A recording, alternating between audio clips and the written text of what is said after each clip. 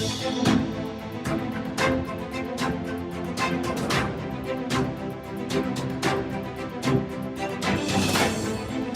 दिनों भारत के सबसे महंगे स्टार्टअप बायजूस का नाम सुर्खियों में है। दरअसल एडटेक कंपनी बायजूस के इन्वेस्टर्स ने कंपनी के फाउंडर सीईओ रविंद्रन बायजू, उनकी पत्नी दिव्या गोकुलनाथ और भाई रिजू रविंद्रन को बोर्ड से हटा दिया।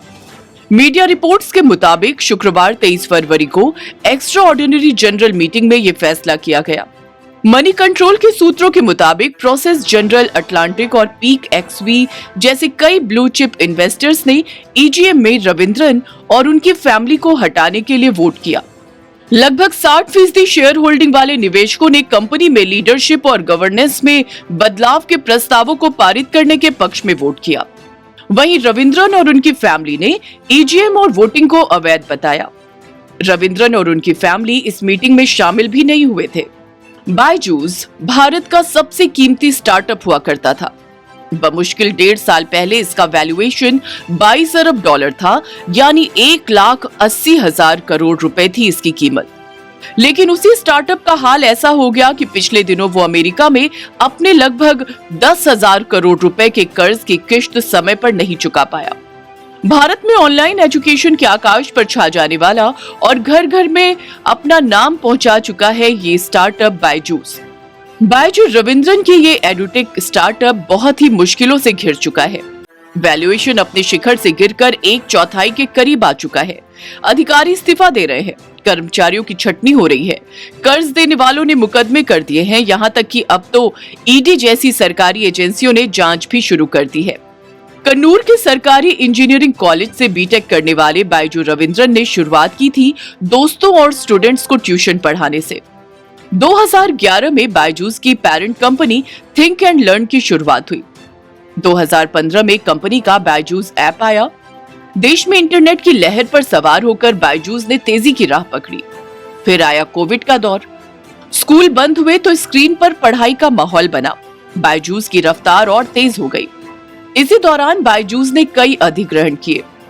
अगस्त 2020 में इसने 30 करोड़ डॉलर में व्हाइट हेड जूनियर को खरीदा। 2021 में 15 करोड़ डॉलर में टॉपर को खरीद लिया। सिंगापुर की ग्रेड लर्निंग 60 करोड़ डॉलर की डील में इसकी झोली में आ गई। कैलिफोर्निया का डिजिटल रीडिंग प्लेटफॉर्म एपिक भी इसका हो गया। वो डील थी 50 करोड़ डॉलर की।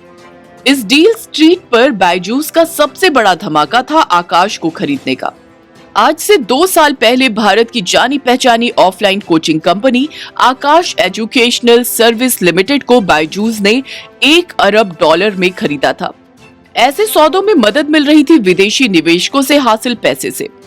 Black rock, silver lake, tiger global और टेंसेंट जैसे विदेशी निवेशकों से बायजूस ने अच्छा खासा पैसा जुटाया। विदेशी निवेशक बायजूस की ग्रोथ स्ट्रेटजी पर फिदा थे।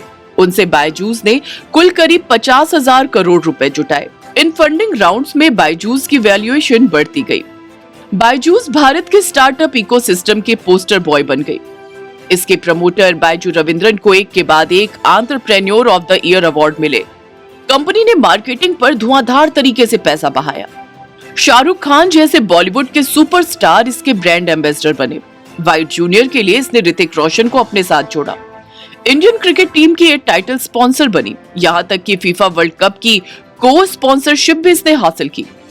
कंपनी इंटरनेशनल अरीना में कदम रख रही थी, लिहाजा इंटरनेशनल धमक भी दिखानी थी।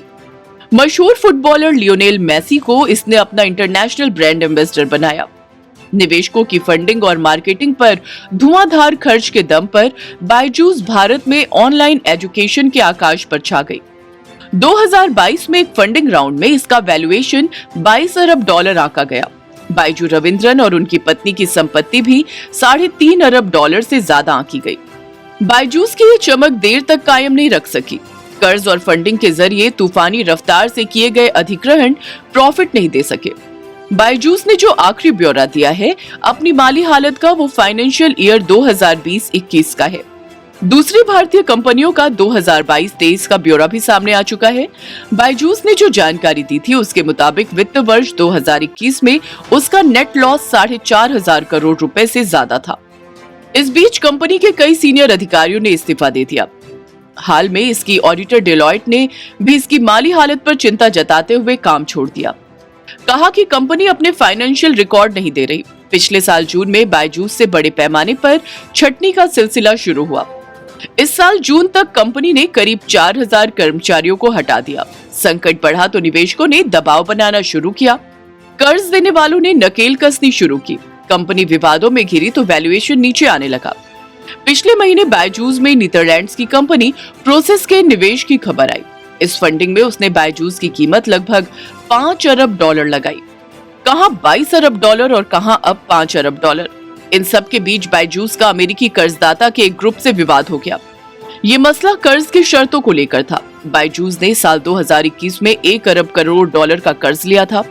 कर्ज देने वालों ने कर्ज का एक हिस्सा तुरंत वापस करने को कहा। उन्होंने कर्ज की शर्तों का उल्लंघन करने का आरोप लगाया। ये मामला अब अमेरिकी अदालत में जा चुका है। बायजूस की मुश्किलें इतनी भर नहीं है। इस साल अप्रैल में एनफोर्समेंट डायरेक्टरेट ने बेंगलुरु में बायजूस के कार्यालयों पर छापा मारा। आरोप लगाया विदेशी मुद्रा से जुड़े कानून के उल्लंघन का।